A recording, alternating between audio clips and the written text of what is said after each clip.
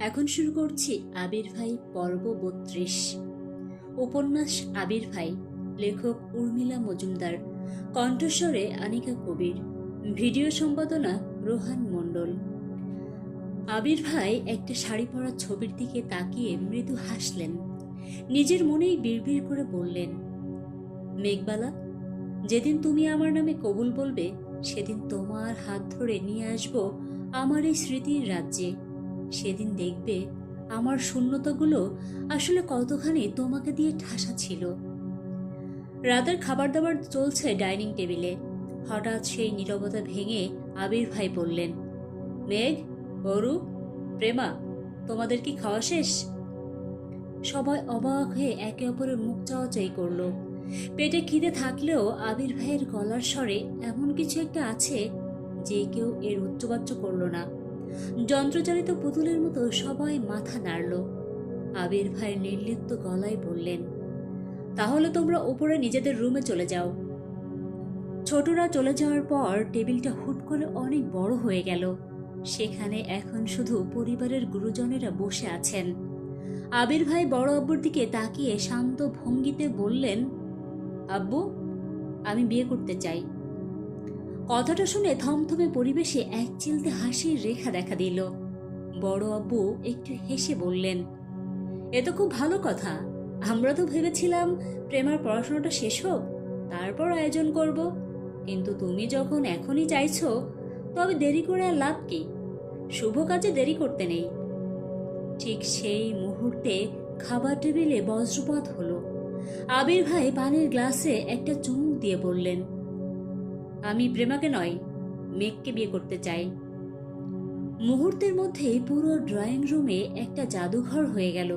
সবাই যেন পাথরের মূর্তি, কারোর মুখে কোনো কথা নেই। বড় আব্বু আর মেজ আব্বুর মুখ শুকিয়ে আমসি হয়ে গেছে। হঠাৎ বড় আব্বুর রক্ত মাথায় চড়ে গেল। তিনি চেয়ার ছেড়ে প্রায় তেড়ে আসলেন আবির ভাইয়ের দিকে। তোমার সাহস তো কম না আবির? তুমি কি জানো না ছোটবেলা থেকেই প্রেমার সাথে তোমার বিয়ে ঠিক হয়ে আছে? এখন হঠাৎ এই পাগলামির মানে কি? আবির ভাইয়ের চোখে মুখে কোনো অপরাধ বোধ নেই। হিমু স্টাইলের উদাসীনতা নিয়ে তিনি বললেন, আমি ওসব জানি না। আমি মেঘকেই বিয়ে করব, এটাই আমার শেষ সিদ্ধান্ত। বলেই তিনি চেয়ার ছেড়ে উঠে দাঁড়ালেন। বড় আব্বুর আগে চিৎকার করছেন। আস্ত একটা জীবন্ত আগ্নেয়গিরি চেপে বসেছে তার ভেতর। কিন্তু আবির ভাইয়ের সেদিকে কোনো ভ্রুক্ষেপ নেই। তিনি হন হন করে বাড়ির বাইরে বেরিয়ে গেলেন। সবচেয়ে রহস্যময় ব্যাপার হলো মেজ আব্বুর আচরণ। তিনি নিজের মেয়ের বিয়ে ভেঙে যাচ্ছে, অথচ একটা টু শব্দও করলেন না। মূর্তির মতো দাঁড়িয়ে সবটা দেখলেন। পরিস্থিতি যখন একটু থিতিয়ে এলো, তখন মেজ আম্মু বড় আব্বুকে থামানোর চেষ্টা করে বললেন, বড় ভাই থামুন, আপনি শান্ত হন। সাদিফ এক কোণে দাঁড়িয়ে সব দেখছিল। কে জানে, মাঝে মধ্যে খুব সাধারণ পরিস্থিতিও মহাজাগতিক জটিলতায় রূপ নেয়। ছোট আব্বুর মুখটা মুহূর্তেই ফ্যাকাশে হয়ে গেল, যাকে গ্রাম্য ভাষায় বলে চুনকালি মাখা। তিনি এই বাড়িতে সাধারণত আসতে চান না, আসলেও গুটিয়ে থাকেন। সৎ ভাই হওয়ার যে একটা দেয়াল থাকে, সেই দেয়াল তিনি চাইলেও টপকাতে পারেন না। ড্রয়িং রুমে মেজ আব্বু বজ্রপাতের মতো ঘোষণাটা দিয়ে দিলেন। মেজ আব্বু বললেন, ছোট, তুই আগামীকালই মেঘকে নিয়ে এ বাড়ি ছেড়ে চলে যা। আসর জমে উঠল। বড়ভাবে আঁতকে উঠে বললেন, মেজ ভাইজান, এসব তুমি কি বলছো? নিজের ভাইকে কেউ এভাবে বাড়ি থেকে বিদায় করে? মেজ আব্বু চেয়ার ছেড়ে উঠে দাঁড়ালেন। চোখে মুখে তার অদম্য জেদ। বললেন, বড় ভাবি, আমি ঠিকই বলছি। আমার মেয়ের মন আমি ভাঙতে পারবো না। ওই মেয়েটা ছোটবেলা থেকেই আবিরকে পছন্দ করে। আবির এখন যদি বলে ও মেঘকে বিয়ে করবে, তবে আমার মেয়েটা তো হার্টফেল করবে। ওর কি অবস্থা হবে একবার ভেবেছেন? ছোট আব্বু অপমানে কুঁকড়ে গেলেন। তিনি এই ঘরের আসবাবপত্রের চেয়েও গুরুত্বহীন হয়ে পড়েছেন। বড় আব্বু অস্বস্তিতে গলা খাকারি দিয়ে বললেন, ছোট, তুই কষ্ট পাস না রে। বুঝতেই তো পারছিস পরিস্থিতি। মেঘের ভালোর জন্যই আমাদের এই কঠিন সিদ্ধান্ত নিতে হচ্ছে। ছোট আব্বুর ভেতরের শান্ত মানুষটা হঠাৎ করে ক্ষেপে উঠল। তিনি নাকের উপর চশমাটা ঠেলে দিয়ে তীক্ষ্ণ স্বরে বললেন, আর যদি না যায়? বাতাসটা জমে হিম। মেজ আব্বু শীতল গলায় বললেন, তাহলে মেঘ যে তোর নিজের মেয়ে নয়, এই সত্যটা আজই ওর কানে পৌঁছে যাবে। আঘাতটা একদম বুকের মাঝখানে গিয়ে লাগলো। ছোট আব্বু 2 কদম পিছিয়ে গেলেন। নিজের ভাইয়েরাই কি এভাবে পিঠ পিছে ছুরি মারে? মেঝো আম্মু সহ অন্যরা প্রতিবাদ করতে চাইলেন, কিন্তু ছোট আব্বু আর দাঁড়ালেন না। তিনি টলমল পায়ে দোতলার মেঘের ঘরের দিকে ছুটলেন। মেঘবেলা তখন হাসছিল। একটা চমৎকার কৌতুক মনে পড়লে মানুষ যেভাবে একা একা হাসে, ঠিক সেভাবে। কিন্তু বাবার বিধ্বস্ত চেহারা দেখে তার হাসি এক মুহূর্তেই উবে গেল। ছোট আব্বু হাঁপাতে হাঁপাতে বললেন, মেঘ, তৈরি হয়ে নে মা, আমাদের এখনই গ্রামে ফিরতে হবে। মেঘ তড়াক করে উঠে দাঁড়ালো। কেন আব্বু, কি হয়েছে? তোমার চোখ এত লাল কেন? ছোট আব্বু মিথ্যা বলতে পারেন না, কিন্তু আজ বললেন। গাঢ় স্বরে বললেন, তোর আম্মু খুব অসুস্থ, এখনই ফিরতে হবে, চড়ুইকে ডাক দে। মেঘের মাথায় আকাশ ভেঙে পড়ল। মা অসুস্থ? এই কথা শোনার পর আর কোনো প্রশ্ন চলে না। মেঝো আব্বু কিংবা আবির ভাই কাউকে জানানোর সুযোগ হলো না। রাতারাতি জিনিসপত্র গুছিয়ে তারা রওনা হলেন সেই সুদূর পদ্মাপাড়ের উদ্দেশ্যে। গাড়িতে ওঠার আগে মেঘ একবার উপরে জানালার দিকে তাকালো। আবির ভাইয়ের ঘরের আলো নেভানো, অন্ধকার বারান্দা। ছেলেটা কি জানে তাকে কেন্দ্র করে বড়দের ড্রয়িং রুমে কত বড় একটা ঝড় বয়ে গেছে? গাড়ি চলতে শুরু করেছে। রাতে ঢাকা শহরটা বাতি জ্বালিয়ে দাঁড়িয়ে আছে সাক্ষী হিসেবে। আবির ভাইয়ের সাথে কি আর কোনোদিন দেখা হবে মেঘের? নাকি জীবনটা একটা অসমাপ্ত উপন্যাসের মতো এখানেই থমকে যাবে? সন্দিহান উত্তর। সিলেটে আজ 2 দিন হলো বৃষ্টি হচ্ছে, একটানা ঝিরঝিরে বৃষ্টি। এই শহরের বৃষ্টি মানুষকে খুব দ্রুত একা করে দেয়। মেঘ পদ্মাপাড়ের গ্রামে যায়নি। ছোট আব্বু অত্যন্ত চতুরতার সাথে রুট বদলে মেঘকে নিয়ে সিলেটে তার এক দূর সম্পর্কের আত্মীয়ের বাসায় উঠেছেন। ছোট আব্বুর ভয়, আবির যে নাছোড়বান্দা, পদ্মাপাড়ের খবর সে জানে। সেখানে সে ঠিকই পৌঁছে যাবে আর মেঘকে ছিনিয়ে নিয়ে আসবে। কিন্তু সিলেটে এই আধো চেনা গলির ভেতর তাকে খুঁজে পাওয়া অসম্ভব। ছোট আব্বুর জেদ এখন পাহাড়ের মতো উঁচু হয়ে গেছে। অপমানে মানুষ যখন কুকড়ে যায়, তখন সে নিজেকে রক্ষা করার জন্য চারিদিকে একটা কাঁটাতারের বেড়া দেয়। ছোট আব্বু তাই করেছেন। তিনি মেঘের ফোনটা কেড়ে নিয়েছেন। বাইরের পৃথিবীর সাথে মেঘের এখন কোনো সংযোগ নেই। ছোট আব্বুর মাথায় এখন একটাই চিন্তা, মেঘকে যত দ্রুত সম্ভব বিয়ে দিয়ে দেওয়া। গ্রামের নিয়ম বা মফস্বলের নিয়ম যাই হোক, তিনি চান মেঘকে একটা নিরাপদ আশ্রয়ে ঠেলে দিতে, যেখানে আবিরের ছায়াও পর্যন্ত পৌঁছাতে পারবে না। মেঘ নিজের ঘরের ভেতরে একটা পাথরের মূর্তির মতো বসে আছে। তার ফর্সা মুখখানা কান্নায় ফুলে লাল হয়ে গেছে। চোখের নিচে হালকা কালচে দাগ, যেটা কেবল বিনিদ্র রজনী পার করলেই দেখা যায়। সে নড়ছে না। দরজায় শব্দ হলো। ছোট আম্মু এক হাতে ভাতের থালা আর অন্য হাতে এক বাটি মুরগি ভুনা নিয়ে ঘরে ঢুকলেন।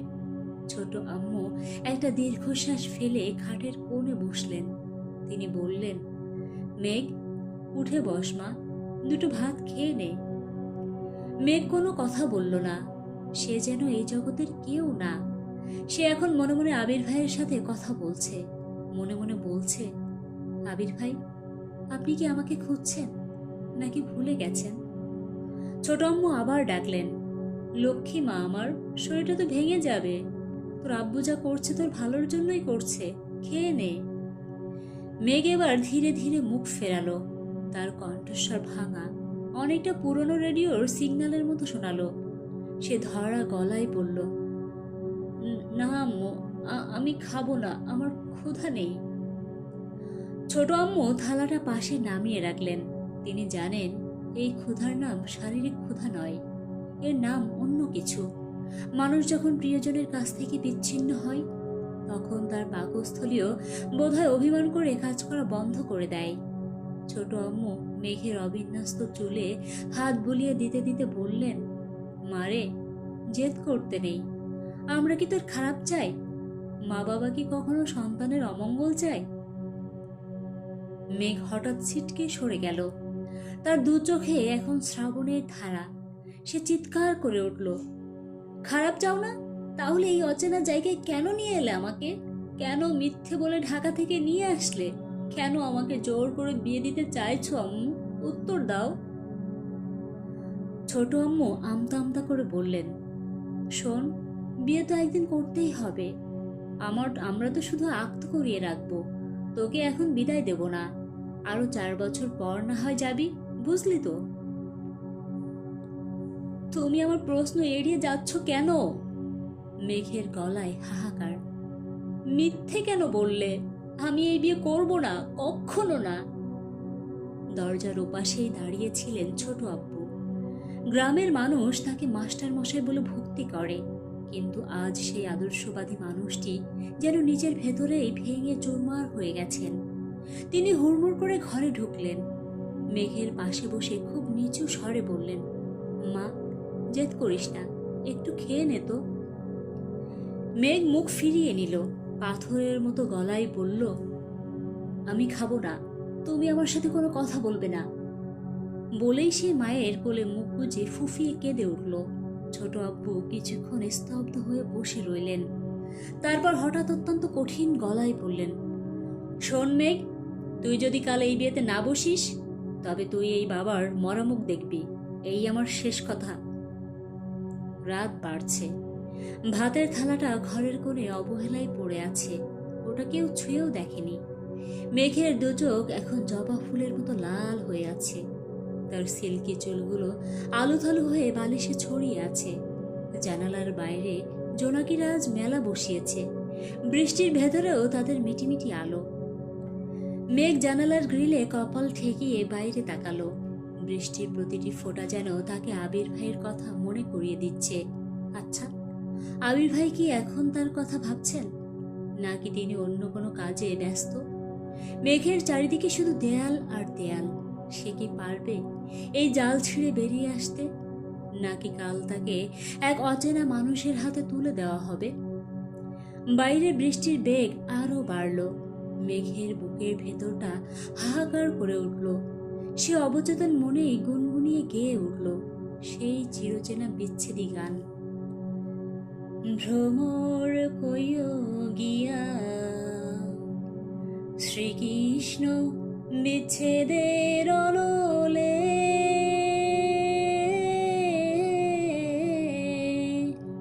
অঙ্গ যায় জ্বলিয়া রে, ভ্রমর কইও গিয়া। আবির ভাই কি শুনতে পাচ্ছেন? শ্রীকৃষ্ণের মতো তিনিও কি কোথাও লুকিয়ে আছেন, নাকি রাধার মতো মেয়েকে একাই বিচ্ছেদের আগুনে পড়তে হবে? উত্তর দেওয়ার কেউ নেই। কোনো এক প্যাঁচা ডেকে উঠল তখন, আর সিলেটি বৃষ্টি নামলো আরো প্রবল বেগে। নভেম্বরের 7 তারিখ। আকাশের মুখ ভার, তবে বৃষ্টি নেই। বিষণ্ণ বাতাস বইছে। বিয়ের বাড়ির মানেই এক হুলস্থুল কাণ্ড, অথচ মেঘের ভেতরটা খাকা করছে ধুধু মরুভূমির মতো। সব নিয়ম মেনেই বিয়েটা হচ্ছে। হলুদ বাটা হলো, মেঘের ফর্সা গালে সেই হলুদ লেগে আছে। 2 হাতে কাঁচা মেহেদি। কিন্তু এই আনন্দযজ্ঞের মাঝে মেঘের চেনা কেউ নেই। পরু নেই, পাখি নেই, চড়ুইও নেই। মানুষ যখন খুব একা হয়, তখন তার শৈশবের সঙ্গীদের কথা খুব মনে পড়ে। মেঘের চোখ থেকে টুপ করে এক ফোঁটা জল গড়িয়ে পড়ল হলুদের উপর। নোনা জলে হলুদ মিশে একাকার। শাওয়ারের নিচে দাঁড়িয়ে মেঘ হু হু করে কাঁদছে। পানির শব্দে কান্নার শব্দ মিশে একাকার হয়ে যাচ্ছে। এটা বোধহয় তার শেষ কান্না। এরপর আর কাঁদা যাবে না। কান্নারও একটা শেষ থাকে। মেঘের বারবার আবির ভাইয়ের কথা মনে পড়ছে। মানুষটা কি জানে, সে যখন বাড়ি ফিরে দেখেছে মেঘ নেই, তখন কি তার বুকের ভেতরটা একটু হাহাকার করেনি, নাকি সে আগের মতো নির্লিপ্ত? আবির ভাই বলেছিল, আমার হয়ে থাকিস মেঘ, আমি একদিন সব দুঃখ দূর করে দেব। মানুষের দেয়া কথা কি অদ্ভুত। তারা কথা দেয় কথা ভঙ্গ করার জন্য, পৃথিবীর সব দুঃখ দূর করার ক্ষমতা কোনো মানুষের থাকে না, তবুও তারা অবলীলায় বলে ফেলে কথাগুলো। মেঘের আর একসাথে থাকা হলো না। নিয়তি বড়ই অদ্ভুত জিনিস, সে কাউকে ছাড়ে না। সে কাউকেই ছাড়ে না। সিলেটের আকাশে সন্ধ্যা নেমেছে, মেঘকে সাজানো হচ্ছে। পরনে টকটকে লাল লেহেঙ্গা, মাথায় লাল আঁচল, 2 হাত ভর্তি মেহেদির গাঢ় নকশা। কান্নায় মেঘের নাকটা অসম্ভব লাল হয়ে আছে। বিউটিশিয়ানরা খুব যত্ন করে তাকে সাজাচ্ছে। মেঘ আয়নায় দিকে তাকিয়ে আছে, কিন্তু নিজেকে দেখতে পাচ্ছে না। আয়নায় সে অন্য এক মেঘকে দেখছে, যে মেঘের কোনো স্বপ্ন নেই, কোনো আবির্ভাই নেই। কিন্তু পাত্রকে, যে মানুষটা মাত্র 2 দিনের পরিচয়ে বা অগোচরে বিয়ে করতে রাজি হয়ে গেল, সে কেমন মানুষ? কোনো সুস্থ মস্তিষ্কের মানুষ কি এই 2 দিনে বিয়ের সিদ্ধান্ত নিতে পারে? হয়তো পারে। পৃথিবীতে লজিকের বাইরেও অনেক কিছুই ঘটে। হিমু ভাই থাকলে হয়তো বলতেন, মেঘ, মানুষের মন হলো মহাকাশের মতো, সেখানে কিসের সাথে কিসের ধাক্কা লাগে কেউ জানে না। মেঘকে বাইরের স্টেজে বসানো হলো। চারিদিকে আলোর রোশনাই, ফটোগ্রাফার ফ্ল্যাশ জেলে ছবি তুলছে। মেঘের বিষণ্ণ মুখ সেই ছবিতে বন্দী হচ্ছে চিরকালের জন্য। কোনো হাসি নেই, কোনো উচ্ছ্বাস নেই, যেন পাথরের নীরব মূর্তি বসে আছে। ছোট আব্বু এসে মেঘের মাথায় হাত রাখলেন, গভীর মমতায় বললেন, সুখে থাক মা। সুখ জিনিসটা আসলে কি? এক ধরনের মানসিক বিভ্রান্তি, নাকি প্রাপ্তির শেষ সীমানা? মেঘ জানে না। সে শুধু জানে তার হৃদয়ের ভেতরটা ছিঁড়ে যাচ্ছে। আবির ভাই কি সত্যি আসবে না? না, জীবন কোনো উপন্যাস নয়। জীবন বড় নিষ্ঠুর সত্য। মেঘ বাবার দোয়া নিল না। ছোট আব্বুর বাড়িয়ে দেওয়া হাতটা শূন্য। মানুষের দোয়া কি সবসময় কাজে লাগে, নাকি কিছু দোয়া অভিশাপের মতো বুকে বিঁধে থাকে? ছোট আব্বু স্টেজ থেকে নেমে ধীরে হেঁটে দূরে সরে গেলেন। হঠাৎ করেই শান্ত বিয়ে বাড়িটা একটা কম্পন শুরু হলো। ভূমিকম্প নয়, মানুষের তৈরি দাঙ্গা, চিৎকার, চেঁচামেচি আর এলো পাথারি দৌড়ঝাঁপ। মেঘ থমকে দাঁড়ালো। ভিড়ের মাঝে দূরে একটা অস্পষ্ট অবয়ব দেখা যাচ্ছে, কুয়াশা ঢাকা কোনো ছায়ার মতো। মেঘের বুকটা ধক করে উঠল। এই হাঁটার ভঙ্গি, এই কাঁধের আদল, এসব তার চেনা, অত্যন্ত চেনা। মেঘ আর এক মুহূর্ত অপেক্ষা করল না। 2 হাতে ভারী লেহেঙ্গাটা উঁচিয়ে ধরে সে দৌড় শুরু করলো। কপালে ঘাম, চোখে জল, আর হৃৎপিণ্ডটা যেন গলার কাছে এসে ধক ধক করছে। সামনে দাঁড়িয়ে থাকা মানুষটা কোনো কল্পনা নয়, রক্ত মাংসের আবির ভাই। ঠিক যেন কোনো সস্তা বাংলা সিনেমার ক্লাইম্যাক্স দৃশ্যের মতো তার আবির্ভাব হয়েছে। কিন্তু জীবন মাঝে মাঝে সিনেমার চেয়েও বেশি নাটকীয় হয়ে ওঠে। মেঘ গিয়ে আশ্রে পড়ল আবির ভাইয়ের প্রশস্ত বুকে। 2 হাতে তার সাদা শার্টটা খামচে ধরল, যেন ছিঁড়ে দিলেই মানুষটা ভোজবাতির মতো মিলিয়ে যাবে। আবির ভাই, আপনি এসেছেন? আমাকে নিয়ে চলুন না এখান থেকে। আমার পুরো কথাটা আর শেষ হলো না। প্রচন্ড মানসিক চাপে মেঘের শরীরটা ছেড়ে দিল। সে জ্ঞান হারিয়ে আবির ভাইয়ের কোলেই ঢলে পড়ল। আবির ভাই তাকে শক্ত করে জাপটে ধরলেন। তার দুশ্চিন্তাগ্রস্ত মুখ, এলোমেলো চুল। কিন্তু অদ্ভুত ব্যাপার হলো, আবির ভাইয়ের সাদা শার্টের বাম পাজরে একদলা তাজা রক্তে দাগ লেগে আছে, অথচ তার শরীরে কোনো ক্ষত নেই। এই রক্ত তাহলে কার? আবির ভাই আর্তনাদ করে উঠলেন, মেঘ, এই মেঘ, চোখ খোল। ঠিক সেই মুহূর্তে দূরে পুলিশের সাইরেন বেজে উঠল। ভিড়ের ভেতর থেকে কার যেন একটা ভয়ার্ত চিৎকার ভেসে এলো, মাস্টারমশাই খুন হয়েছেন, কে যেন মাস্টারমশাইকে মেরে ফেলেছে। সব কিছু হঠাৎ মূর্তির মতো স্থির হয়ে গেল। কোনো এক শক্তি যেন পুরো বিয়ে বাড়িটাকে পচ করে দিয়েছে। কান্নার শব্দে মুখরিত চারপাশ। পুরো বাড়িটায় একটা বিলাপের সুরে গুঞ্জন করছে। মেঘ তখনও অচৈতন্য। আবির ভাইয়ের ঠিক পেছনে জমদূতের মতো দাঁড়িয়ে একজন পুলিশ অফিসার শীতল গলায় বললেন, you are under arrest mister Khan. Abir ভাই কোনো প্রতিবাদ করলেন না, ঝট করে দুটো চোখ বন্ধ করে ফেললেন। মানুষের চোখ যখন সত্যকে সহ্য করতে পারে না, তখন সে অন্ধ হতে চায়। তার সাদা শার্টের বাম পাজরে লেগে থাকা সেই গাঢ় লাল রক্তের দাগটা এখন এক ভয়ঙ্কর সাক্ষ্য দিচ্ছে। এই রক্ত মেঘের বাবার মাস্টার মশাইয়ের। আবির ভাই কি জানতেন এই রক্তের উৎস কি? নাকি নিয়তি তাকে দিয়ে এক নিষ্ঠুর দাবার চাল চালিয়েছে? পুলিশের দৃঢ় হাতের টানে মেঘের থেকে আলাদা করা হলো তাকে, যে হাত দুটো একটু আগে পরম মমতায় মেঘকে আগলে রেখেছিল। সেখানে এখন হাত করা। লোহার শব্দটা বড় বিচ্ছিরি, ঠিক যেন একটা সম্পর্কের শেষকৃত্যের ঘণ্টা বাজানোর মতো। মেঘকে পাজাকলা করে অন্দরে নিয়ে যাওয়া হলো, আর আবির ভাইকে তোলা হলো পুলিশের ভ্যানে। প্রশ্ন অনেক। মাস্টারমশাইকে কি সত্যি আবির ভাই খুন করেছেন, নাকি আড়ালে অন্য কোনো কুশীলব এই মরণ খেলা খেলছে? আবির ভাই বা কেমন করে জানলেন মেঘ এই সিলেটে আছে? কিছু প্রশ্নের উত্তর না থাকাই ভালো। উত্তর পেলেই রহস্যের মৃত্যু ঘটে। কিন্তু মেঘ, সে যখন চোখ মেলবে, যখন জানবে তার লেহেঙ্গায় এখনো তার বাবার রক্তে ছিটে লেগে আছে, আর সেই খুনের দায়ে তার প্রিয় আবির ভাই এখন জেলখানায়, তখন কি তার পৃথিবীটা উলটপালট হয়ে যাবে না? মানুষ সহ্য করতে পারে না এমন শোকের সাগরে যখন সে ডুব দেয়, তখন তার অনুভূতিগুলো ভোঁতা হয়ে যায়। মাস্টার মশাইয়ের সেই শান্ত চোখ দুটো এখন চিরতরে বন্ধ। অন্ধকার রাতের বুক চিরে পুলিশের গাড়িটা দূরে চলে যাচ্ছে। সাইরেনের শব্দটা ক্রমশ ক্ষীণ হয়ে আসছে। কিছু সম্পর্কের পরিণতি হয়তো শেষ পর্যন্ত অধরাই থেকে যায়।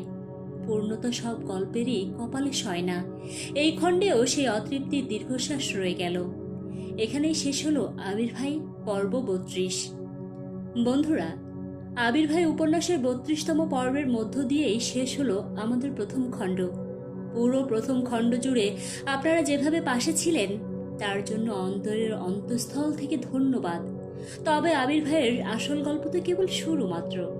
আরও বড় সব টুইস্ট আর নতুন গল্পের মোড় নিয়ে শীঘ্রই আসছে দ্বিতীয় খণ্ড, শুধুমাত্র আমাদের এই চ্যানেলে। তাই সাবস্ক্রাইব করে সাথেই থাকুন। দেখা হচ্ছে খুব শীঘ্রই দ্বিতীয় খণ্ডে। ধন্যবাদ।